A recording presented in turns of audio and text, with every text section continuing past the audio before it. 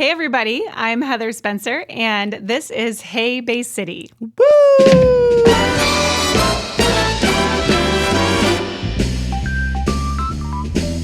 So Heather Spencer, 20th anniversary of your salon, and also recently you were deemed one of the top 200 salons in America. Congratulations. Yes, thank you. I'm really excited to talk to you. We were talking a little bit about before recording that we see each other at community meetings and we say hi, sometimes do a little chat in the meetings, but we've never actually sat down to talk. So this is exciting for me on a personal level. Same for me. Thanks for having me, Phil. So let's start with just like a bare bones 101. Who are you? What do you do? I ask myself that every day, Phil. What am I doing? Right. So I am one who just sort of always knew what I wanted to be when I grew up. Like I was always drawn to doing hair. I knew it was very natural for me out of high school to become a hairstylist and to go to cosmetology school. Started doing hair when I was 19 years old. And then along the way, I had started educating for a product company, going in and out of salons, teaching haircuts, styles, finishes, things like that. And I think that's sort of what drew me to kind of go, I wonder what it would look like to open my own salon, because I was starting to see so many different realms of running a business and having a salon. And so I had a coworker at the time who was also doing similar work, and we kind of connected. And in 2004, when we were 24 and 22 years old, we opened a Spencer Jalise salon. Wow, I know, that's right? early. Yeah. Like in a typical like entrepreneur lifetime, at least now, like fresh out of quote unquote college age, you're already jumping in your first business. What was that like? You know, it's funny because people will sometimes say, you were so brave. And I don't know if it's even that we were so brave. It's just that we had no idea what could possibly go wrong. Yeah, I mean this in the best way because I was the same way. Yeah, you're blissfully ignorant. Yes. You're just full of passion and you just want to conquer the world. And so you jump in. Yep. We just jumped in head first. And, we had experienced some level of success as stylists. So we were very confident in our technique and in our vision of, creating this great salon experience for our guests. We did have a lot to learn along the way about what it truly meant to run a business and to be good leaders within that business. And we're going to talk about leadership in just a little bit. What was the thing that really drew you into becoming a hairstylist and kind of this realm? Was it the craft of it? Was it like kind of a social aspect? Was it self-image? Tell me about that. I think, growing up, it was just sort of this innate thing that I just loved the idea. Maybe it was the artistry of doing hair. But then as I started going and realizing how much I was making a difference in the lives of the people that I was serving. When you do somebody's hair and you turn them toward the mirror and they're like, oh my gosh, I love it. You know that you're doing something that's making somebody feel so good about themselves. So I think it was, an act of service that I felt really good about. And that was also a big part of why I was drawn to the industry. I used to build guitars for my brother. And the highlight for me, it wasn't so much the craft of it because I had just left teaching and I desperately needed a job. So it was I wasn't really called to the work of it, the artistry of it, but the moment of handing somebody something that you had made and seeing their reaction. In this world, it was handing a musician a guitar that is going to allow them to create the music that they want better, or this is something that they've always wanted, and you see their face light up, and it's like, I've made their life better in some way. I would imagine in a salon, I'm bald. I haven't spent a lot of time there. I would imagine you turn somebody around in the chair and they see themselves for the first time in that mirror, and that kind of moment of, oh my gosh, this looks amazing, has to be just electric. Yeah, it's very fulfilling, and it gives you a sense of purpose. You feel very purposeful because you're not just doing this something that's making somebody look beautiful, but they're feeling beautiful too. Yeah, that's awesome. You also just reopened, correct? Yes. Tell me about that. So, well, we figured it was our 20th anniversary, 20 years in business. It was time for a little bit of a facelift. So we renovated our whole salon. So we own the building, and we had kind of come to a place where we were outgrowing it a little bit. So we needed to recreate the space to allow ourselves a little bit more opportunity for growth. So we were very fortunate to have found a vacant salon a couple blocks from the salon that we were operating out of. And we moved our whole operation at the end of December to a vacant salon so we could stay in business and keep running. And we gutted our whole salon space and recreated it. How awesome that you found a vacant salon to keep operating out of, because we'll dive into your renovations in a second. But anytime you say, oh, this should take about a month or two, yep, it ends up being twice as long and twice as expensive, and you can still operate then. Yes. Yeah. Awesome. So what kind of renovations did you do? So we took out some walls to create more space. We were able to add a couple more styling stations, so that gives us an opportunity to grow our team a little bit. We added a couple more shampoo bowls, so that obviously more people were going to need more space for that. And we are opening up our break room a little bit more too, to create a little bit more space for everybody back there. So it's just the organization of the way the salon is set up, and also being able to create more space to bring on more people was very exciting to us. Very cool. Something that I noticed as I was stalking your salon on the internets was it's very clear that there's a team mentality at the salon. It's not just you and your business partners' faces all over. Like you see group shots all the time, and you see other people all the time. So talk to me about who actually works at the salon and a little bit about your team. Well, I love that you said that and you recognize that just from the posts and stuff that we were making, because that is something that's very, very important to myself and my business partner, is that we have a culture that says we're a team and we work together as a team. And so that is something that we are very, very focused on. So there's 9 of us there all together right now. We have one salon coordinator who is not a licensed cosmetologist, but she helps coordinate all the events and the activities and the front desk and everything that happens in the salon. And it's always great to have somebody like that who kind of can see things from another perspective, right? Yes. Yeah. So that's amazing. And then we have, I actually personally retired from behind the chair 2 years ago so that I could focus on the growth and development of the company. So I'm not actively behind the chair anymore, but I'm still very active in the salon business. So the other 7 are stylists, and then we do have one that's an assistant in the salon right now. Oh, very cool. Because sometimes like salons and barbershops to operate with like contractors, and sometimes it can end up feeling like, yeah, we have this space and we have a bunch of different people who kind of all operate independently, and we're not really, but it seems like you have a kind of a community of people trying to make this work. Well, we do. And actually we operate our salon a little bit differently. So we are an employee-based salon. Oh. Everybody is a W-2 employee. So that is part of probably why you see that difference. Yeah. So a lot of times when, and not that I'll never, there's room in the industry for everybody to run their business accordingly. But when you are in a booth rent or a contracting situation, everybody is kind of their own boss. And so it's sometimes a little bit harder to create that team mentality. Not that it can't be done, and I've seen people that do it well. But for us, the reason we run our business that way is because that does create more opportunity for us as business owners and leaders to create that type of culture. Yeah, yeah. Well, talk to me about retiring. That was how long were you a stylist before, like, this thought of I need to get out from behind the chair to work on the business? How long were you a stylist before that thought kind of came into your brain? The thought, so I was doing hair for 24 years before I actually retired from behind the chair, but I had been thinking about that for a good 3 or 4 years prior to. I just kind of felt that we had come to a place where it was going to be really difficult for the business to grow beyond where it had, or for me to help the stylist in our company develop beyond where they were, because I was so multi-focused. It was so hard to be so active and busy behind the chair serving guests when I really needed to be serving my team.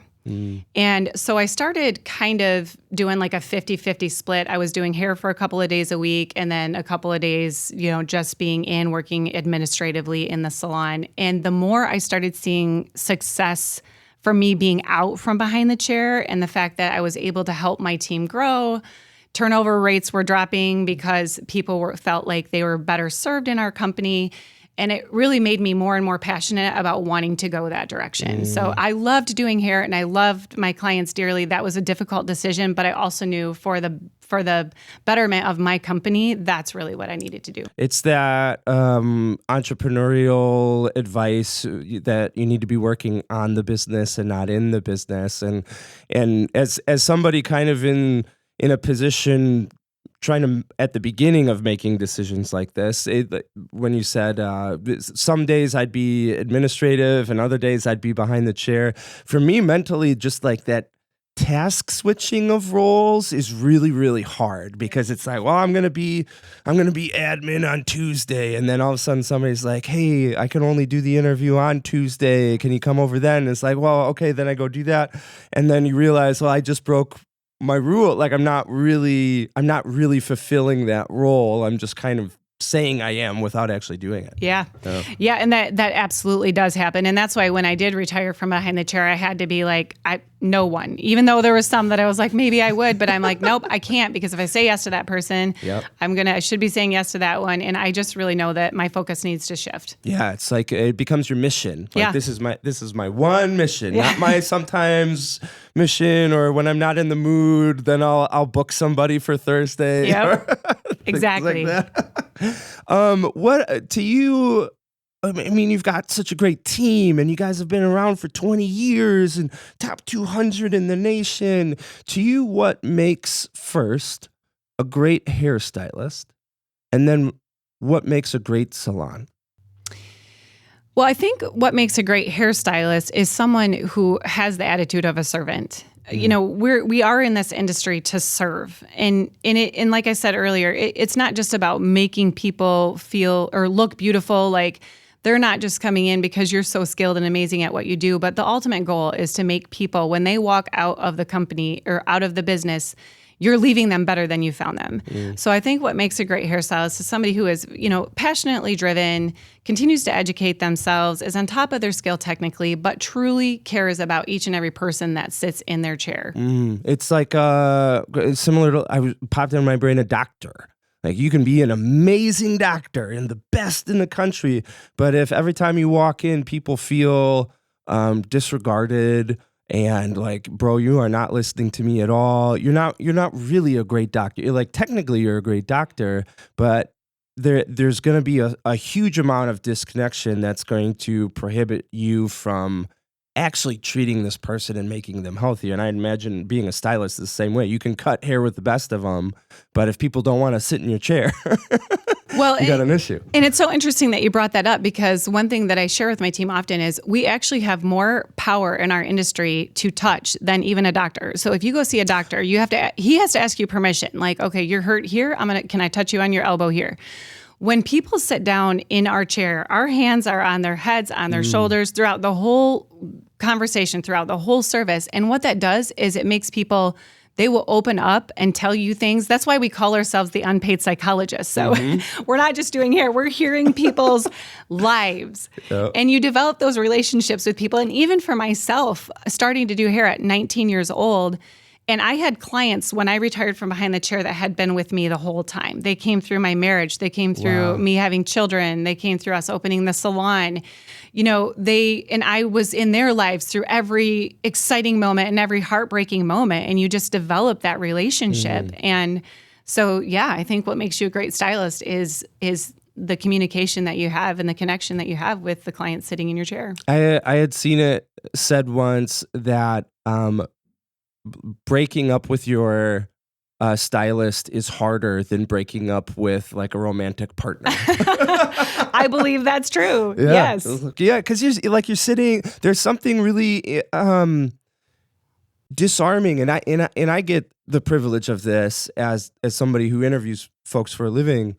There's something really disarming about coming into a space where somebody who you don't have like a family relationship or a romantic relationship or a professional relationship with. You come into this space and they just pay attention to you and they ask you questions and they give you space to talk.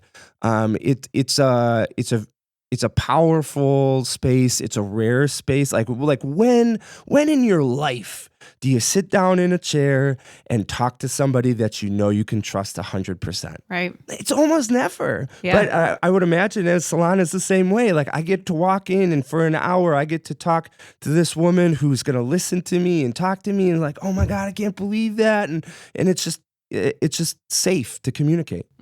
Absolutely. And the one thing that we really drive hard in the salon as far as our culture is that we want when people come into our salon and they sit in our chair to feel like they're in an oasis, right? The world is crazy. People's lives, their jobs, they come in after a long, hard day at work or, being with their kids or whatever, and they just want to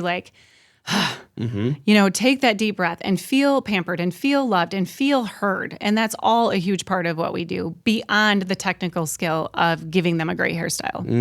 I've said this, I think in a very early podcast was Oprah, when she retired from her regular news talk show career, she had interviewed 37,000 people and somebody had interviewed her and said, is there something they have in common? And she said that every single person has the same desire. They want to be seen, they want to be heard, and they want to feel important.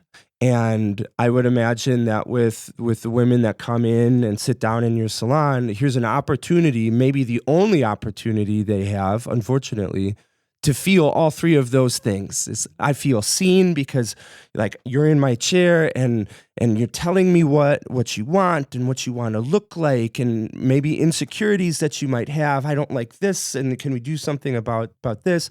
And you feel heard because I'm cutting your hair, but you're listening to me and you feel important. Like there's one person that I'm focused on right now, and that's you. Yeah. And that's amazing. Yeah, our mission statement is to cultivate beauty and empower the soul, one custom crafted experience at a time. So we really drive that home with our team. Like this is what we're here for. Yes, we're cultivating beauty. We're giving them the look that they desire, but we're also empowering their soul. We want them to leave feeling like, I feel so much better, so good about my life, right? So that's and we do it by customizing each experience. Everybody's going to be different when they walk in the door. Their needs, their desires, their lifestyles, they're all going to be different. And so we have to be aware of that and how we respond and how we treat the guest when they're in our chair. Yeah, and the only way that you are aware of those differences and what people actually want, because sometimes there's a division between what people say and what they want. Like they're saying words, but you have to be able to listen to them and say, well, what are they actually after? Yeah. I hear that all the time. Like I'm taking a photo of somebody and they crack a little joke about, like, can you get rid of my double chin? Ha ha ha ha ha. It's like, well, on the surface of that is a joke. But underneath that is the possibility that they are very serious about that. They don't want to say it in those words. Right. So like my midsection, you're like, can you make me lose 50 pounds before this? And I need to be able to listen to that so that I don't shape them at an angle that makes all of their insecurities very apparent because they're saying one thing, but their desire is another. And that takes listening. You got to be able to listen. Listen to understand, not just to respond, right? Yep. Amen. So what makes then a good salon? I think, one of the things that we've been largely focused on, when you look at a salon that's been in business for 20 years, if we did things the same way we did them 20 years ago, we wouldn't still be solvent. So I think, one of the things that we really focus on is the constant evolution of what our company looks like. And some of the things that we've found as society has changed, as variables have changed, that we've had to change a little bit too, in order to lead and guide our team through that. So I think the things that make a great salon now are continued education. Are you continually educating yourself as a salon owner and a salon leader so you know where things are changing and how to get ahead of that? Are you educating your team so that they're technically sound? I think having a great culture in your company is huge, not just for the clients. Like you said, you went on our page and you saw that everybody seemed like they were a team. The clients love that, but you know who else loves that? Future employees. Oh, yeah. Do you know how many times that I've been in an interview and I've said, why did you choose a Spencer Julie salon? What was it? Do you know how often I get told, because when I looked at your social media and I saw how much fun you guys have together and how you all seem to get along, it made me want to be part of that. Yep. So I'm looking at it from both angles. Yes, we obviously want the guests to come in. We've had people say, it feels so good in here. I love that I never feel like there's tension. Like you can tell if there's tension in a salon. If stylists aren't getting along, or there's something, any organization, you can tell, right? And I love that you say that, because after almost 5 years of doing this work across the country, like you walk into a business and you can feel the energy in the room. Like you can feel, do the employees not get along with their boss? Like what kind of employer is the boss? Like do people take their work seriously? Like you just walk through the door and you can feel it in the air. And that's not like, I'm an empath and I can, like, this is my magical power. Like everybody can, whether or not they put it into words or whatever. It's like people walk in and then they'll turn around and walk back out because they just feel it. Mm-hmm. Yeah. Wow. Yeah, it's true. So I love every time somebody will say something like, we just love the energy in here. Everybody seems like they get along. I'm like, okay, yeah, that's very intentional. Yes. And I love that you see it. Yeah. And the fact that you said that you've had employee say, or people that you've interviewed say, I was interested because it looks like you guys are having fun. Mm-hmm. And I love that so much, because sometimes we take ourselves too seriously. We want to be the best at what we do, and we want to be professional, and we want to do all these things. But we also should take a moment and say, we all need to enjoy what we're doing. And not only because it makes us better at what we do, but just for, like, if we're going to spend 8 hours a day here doing this, we might as well have a little bit of fun along the way. Yeah, we always say you need to love what you're doing, who you're doing it with, and who you're doing it for. And so we had started initiating at least quarterly outings in the salon, like where we all just get out of the salon, we go do something fun together, and that helps build culture, that helps build teamness. I mean, we're very big on continued education. We do one-on-one coaching with our team every month. We do team meetings every month just to keep everybody inspired and on the same track. But I think it's that getting out of the salon together and having fun together, like you said, that truly makes our culture what it is. I think I need a second career. I don't know anything about hair, but man, it sounds killer. Something this is a good segue to something you brought up earlier about leadership. That you, part of the reason why you retired from being behind the chair was to really focus on this idea of leadership. And along with stalking your salon on the Faceplace, I did a little bit of stalking on you, and I ran across this quote that you had about leadership. I love leadership, not because I'm innately good at it, but because I struggle with it. And I had to learn how to become better at it. Mm-hmm. Tell me about that. I think people make changes in their lives for one of two reasons. Either they've experienced enough pain that they go, oh, something has to change, or they've somehow been motivated and inspired by something that's happened in their life, and they go, yeah, I want to make that change too. For me, it was the pain points. I had come to a place where I was looking at our business going, okay, high turnover rates, low profitability. The culture is not what I want it to be. I'm disappointed in myself. I don't want to keep disappointing other people. What am I missing? What do I not know that if I did know could change the trajectory of our business, maybe change the course of my life? And so I just started going into this deep research of what is it that I'm missing? And leadership was the thing that I kept landing on.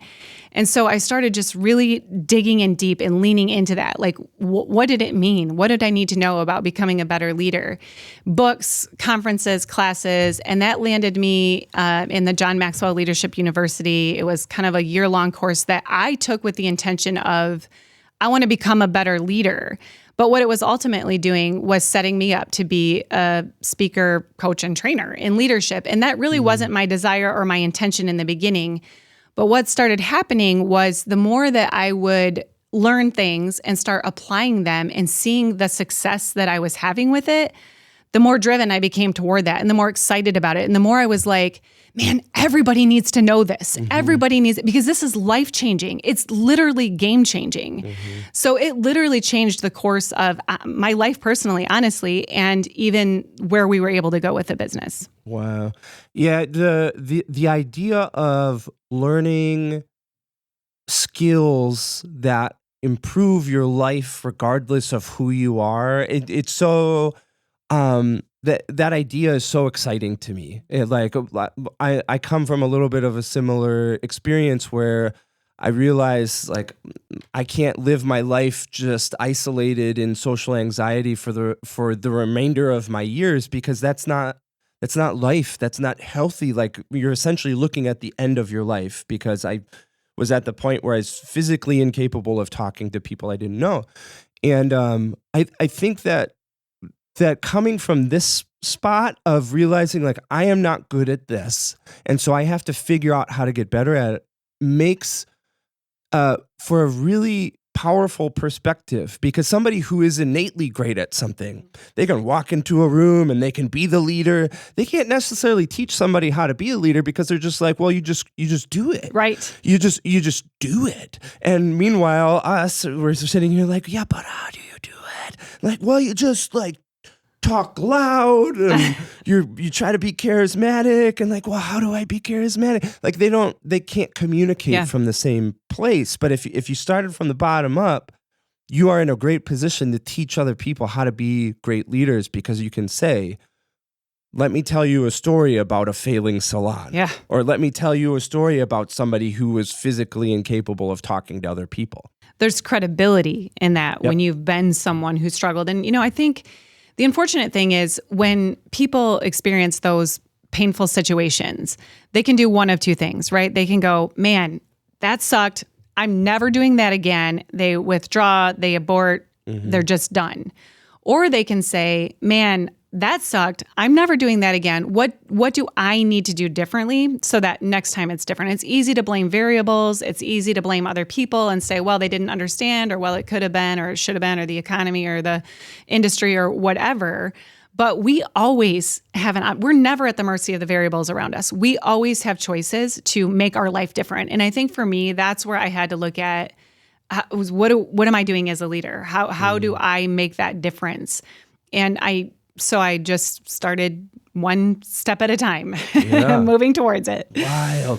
So something that you had also said in one of the posts that I had stalked you on was that you believe there are 3 key areas of leadership: that you lead yourself first. That's number 1. Number 2, lead other people, and then 3, develop other leaders. So let's take these one at a time. So lead yourself first. Tell me about that. Yeah, that was honestly the biggest aha for me. You can't be, when you're a leader, you have to be somebody, you don't have to be perfect, but you want to be somebody that people look at and go, I want to be like that person. How do I do what they're doing? And if you're the leader that's showing up at 9:05 every day, but you're telling everybody else to be there at 8:45, that's not going to work. If you're the leader that is coming in and you're stressed out, overwhelmed, time management isn't good, nobody's going to look at you and be like, oh yeah. So for me, it was learning to look at the places in my life and go, if I wanted to look up to somebody, what would that look like? And how do I need to live my life accordingly? Even right down to how we physically take care of ourselves, right? If we're not getting enough sleep and we're coming in with bags under our eyes the next day, are we able to perform at the level that people need us to perform at? We're not. Okay, so it's to me, it was all of those things wrapped up in one: physically, emotionally, mentally, financially. How do you take care of yourself so you're in a place that people look at and go, okay, yeah. Yeah, listening to you reminds me of something a friend said to me a couple of weeks ago, 2 weeks ago, on a phone call, and he said that you can't give somebody something that you don't have. And I've been kind of chowing down on that idea for the last couple of weeks, in that especially if you are on a mission for something, like whether it's leadership or building community or things like that. Like you can really get caught up in the weeds of learning more, or the idea of something, or you can get caught up in the hustle of it because there's just so much work to do, and you really want to see this change made in the world. And before you know it, you personally don't experience any of those things. Like you kind of wake up at the end of 2 weeks or 6 months or 3 years or whenever the burnout happens, and you just kind of feel like you're parroting things, and you're just kind of repeating the same ideas, but you don't really feel community, or you don't really feel like a leader, or you don't really feel like you're making any sort of difference in the world. And this idea of you have to lead yourself first, I love that idea. It's like, well, if your work comes from you, and you actually believe that this is important and true, you have to embrace that for yourself. You can't just give it to other people and expect them to listen to you. Right. Exactly. Yeah. So then element number 2, lead other people. Tell me about that. Yeah. So interestingly enough, when I first started on this journey of leadership, my thought was, how do I get people to do what I want them to do, right? Selfishly. Yeah. But what I learned is that isn't it at all. You know that little game when you're a little kid and you do follow the leader and everybody has to do what the person in the front of the line goes? I totally think we should change the rules of that game, because that is not leadership. Leadership is not being out in front. It's coming alongside of someone and saying, what are your goals in this company? What are you trying to achieve? And how can I help you accomplish that goal? And so really for me, when I stopped looking at leadership through the lens of, I always need to be out in front, I always need to be leading the way, like, come on, everybody, do what I'm doing. And I started really looking at it as, how do I come alongside of someone and go, how can I help you accomplish your goals? That was game changing, because as we mentioned a little bit earlier in our conversation, people don't care how much you know until they know how much you care. And when people truly feel like you care about them as an individual and what's important to them, they're going to be much more willing to allow you to inspire them and encourage them. Yep. I used to be a teacher. I used to teach middle school. And God bless you. Yeah. And God bless all the teachers out there, because, oh my goodness. I have 2 middle schoolers. God bless you. Yeah. In one of the, I was not a good college student. I'll say that publicly. But one of the things that I really took away from my experience in college was we had a principal from an inner city school in Milwaukee come to the college and talk with us about his experience and about their approach as a school, and they used I don't want to say like a discipline methodology, but I'll say it that I'm sure there's some fancy educational term for it, called love and logic. And the idea behind love and logic is exactly what you're saying, is we can't make anybody do anything. Like, it doesn't matter how much money you have or how much power you have or a threat of death. Like, it doesn't matter. You cannot make another human being do anything. There is a moment when you say something or you send an email, there's a moment of decision in their brain where they decide, am I going to listen to you and do that, or am I not going to listen to you and not? They are the person that makes that decision. And so the idea behind love and logic is that you create an environment that first creates that sense of trust, that they understand that you have their best interests in mind, but then also you empower the students in a way that allows them to feel like they're making their own decisions. It's not Principal Ike coming in and making you do stuff.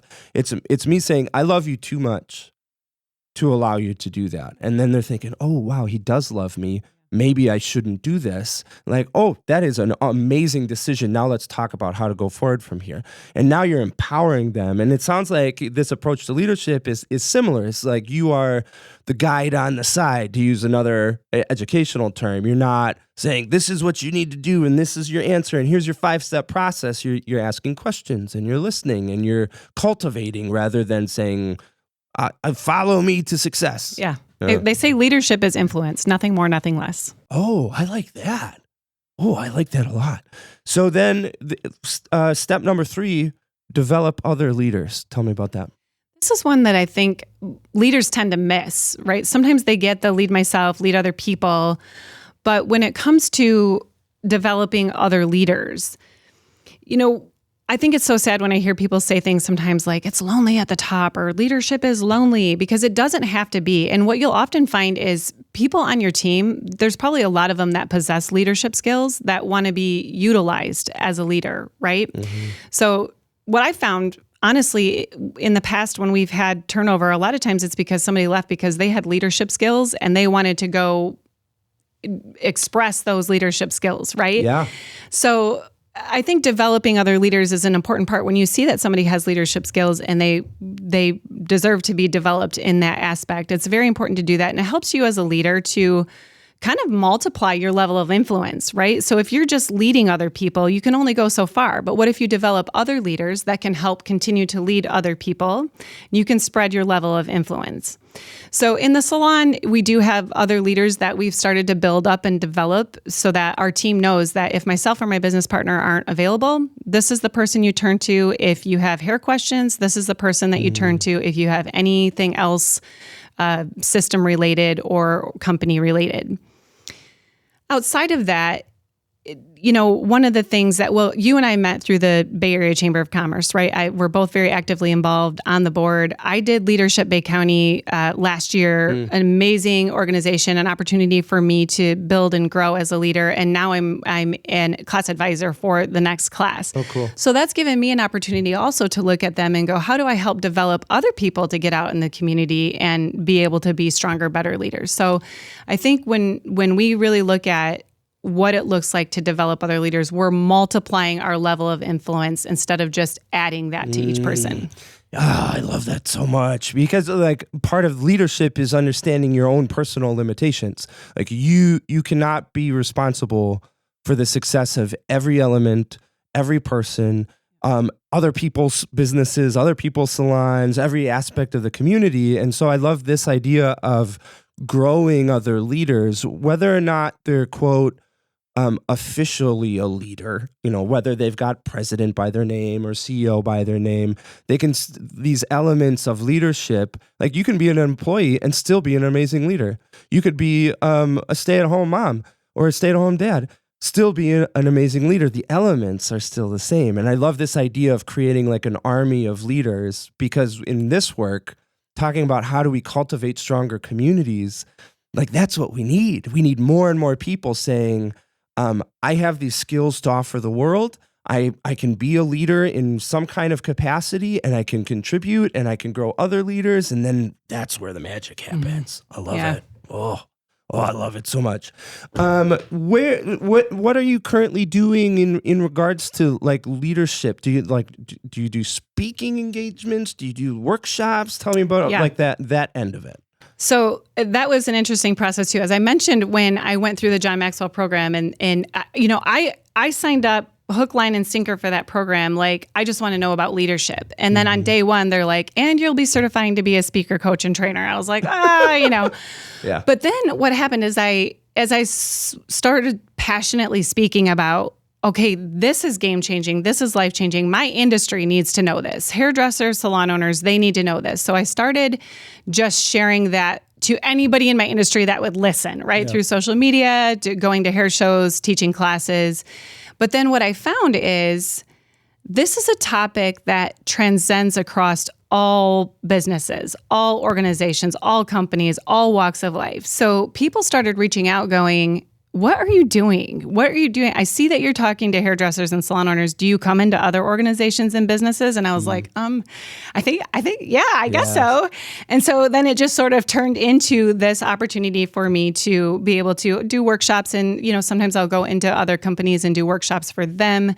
Primarily, yes, it is within the professional beauty industry. But like I said, it's a topic that just transcends. Everybody needs to know this stuff. Very cool. As somebody who, just started off saying, I need to be a better leader. There's some things I need to know. Did you ever see yourself in as like a public speaker, as a workshop facilitator?